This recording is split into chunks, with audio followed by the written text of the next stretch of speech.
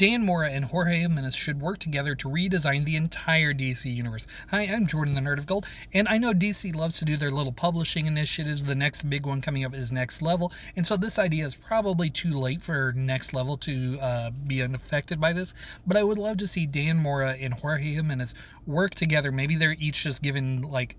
different sets of characters to work on, but I think they are great designers, not just illustrators of bringing stories to life, but like when they're designing a new character, I think they have fantastic design choices on that front, and I would love to see them basically have the keys to the kingdom and redesign every hero, all the big ones, even the smaller ones, if they are going to be showing up regularly in one of DC's titles for the next like 4 to 5 years or whatever.